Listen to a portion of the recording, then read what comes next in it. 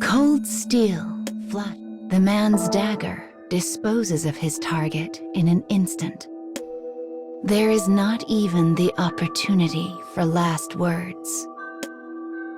The man is a nameless mercenary hired by his homeland. His job is to accompany a gifted assassin and assist her whenever she eliminates important figures. Before he can even sheathe his blade, he hears the sound of steel whistling through air behind him.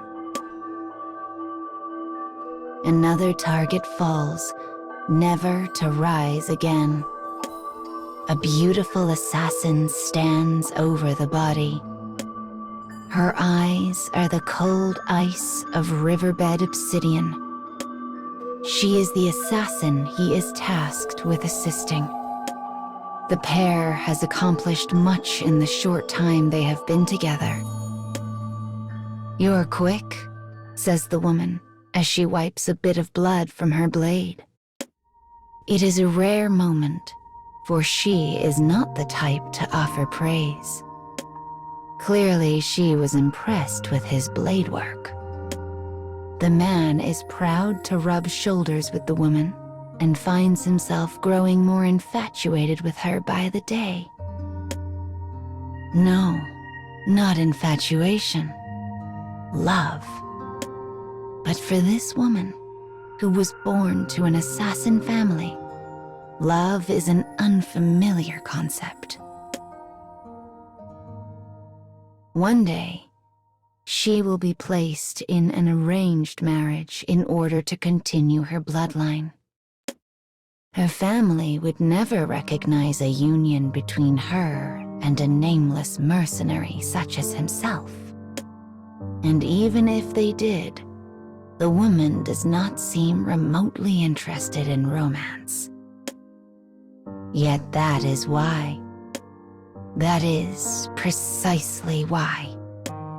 Her otherworldly beauty is a naked scalpel glimmering in the evenfall, and it enraptures him. Yet the man knows he is not her equal, not as he is now.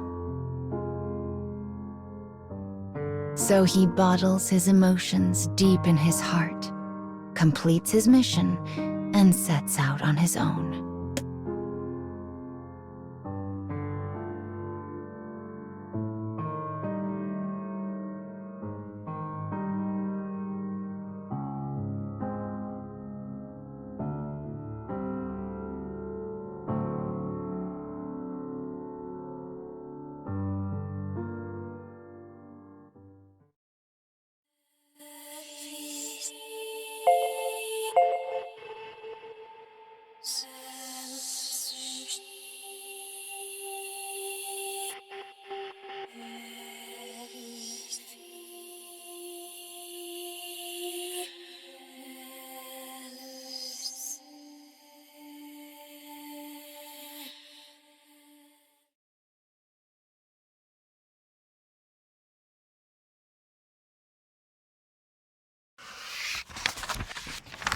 Years have passed since the mercenary and assassin last crossed paths.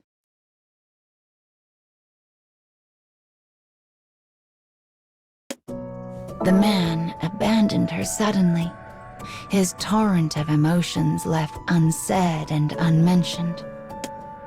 Yet the passing of time has not dulled his feelings.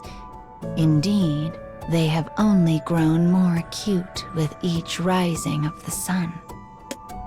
He has moved beyond attraction, beyond love. It is obsession now. He forgets the worth of all other things and uses his tenacity to discover repeated success in his trade. Eventually, his hard work pays off, and he finds himself the lord of a fine manor. And then, finally, the day arrives. The day of their reunion. The silhouette of a woman shimmers into existence. The figure moves with hidden grace and purpose.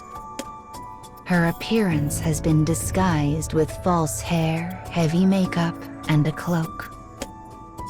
Her identity should be an enigma, a mystery. Yet he knows. One glance at those obsidian eyes is all he needs.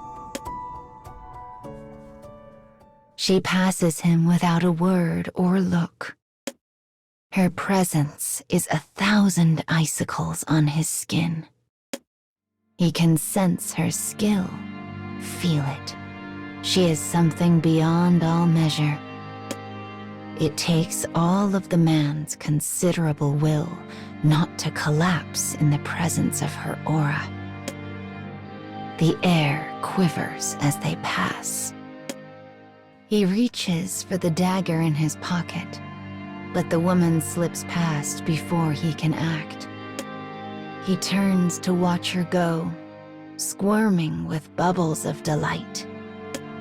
He has been waiting for this day. It is why he worked so desperately to gain fame and fortune enough to own his own estate, so he could finally become her target.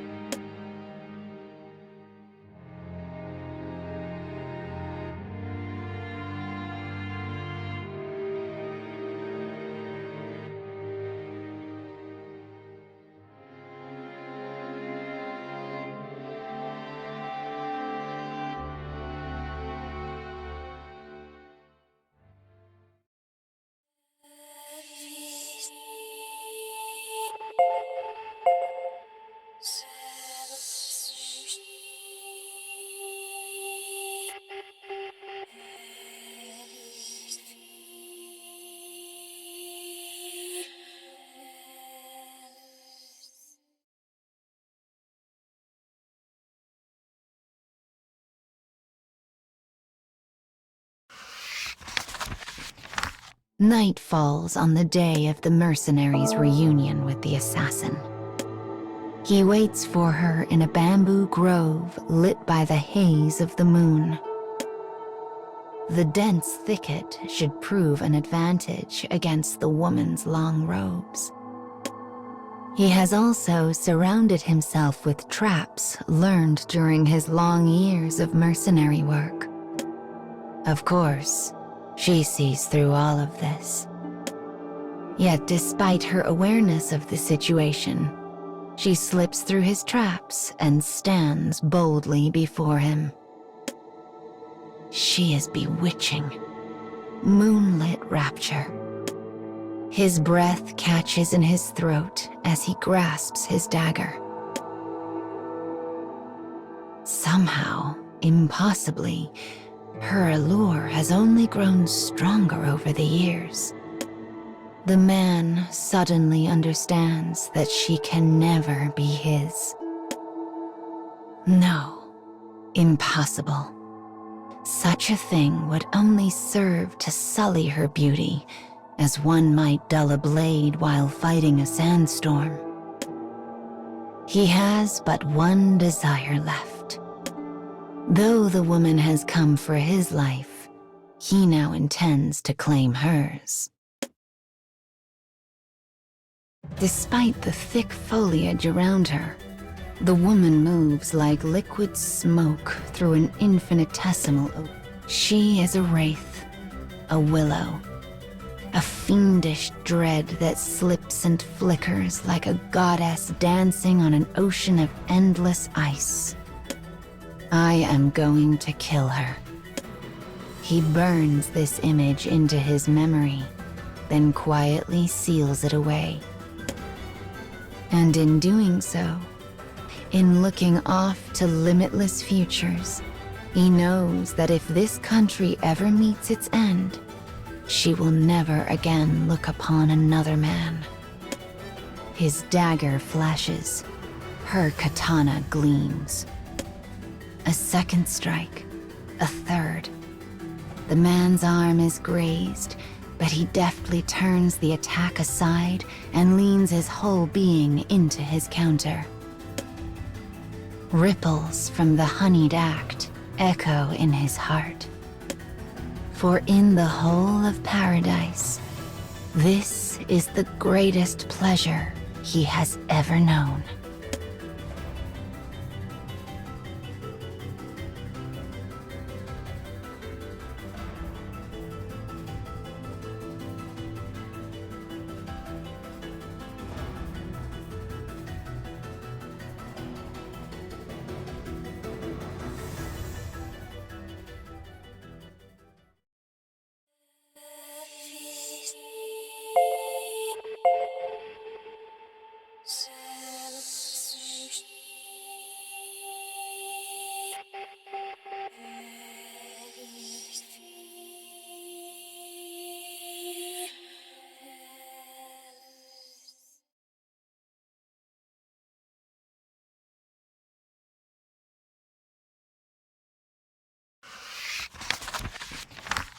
Each time the man brandishes the dagger, he feels the woman's body growing ever closer to his own.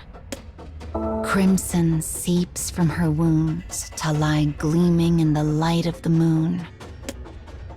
The woman staggers, her eyes empty. She has lost much blood.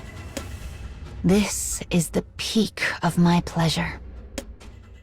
Yet, as the man grips his dagger and readies to end her life, he realizes something. His intellect is honed, sharp. His obsession deep, pure.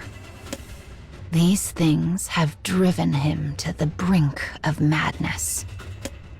And he is tumbling into endless hallucination. He rallies himself and dispels the illusion, reclaiming his sanity against all odds. But the moment the woman's katana grazed his arm, his fate was already sealed by the poison on the edge of the blade. His foggy consciousness desperately attempts to train his vision on the assassin. But she is a featureless blur. The man cannot read her expression. He does not know how she looks at him. Yet he keeps going all the same. I am the one who must end you. Fuel returns to his soul, and he brandishes his dagger anew. You should have stayed within the illusion, murmurs the woman. Her words drift through the air toward the man who lies crumpled in a pitiful heap.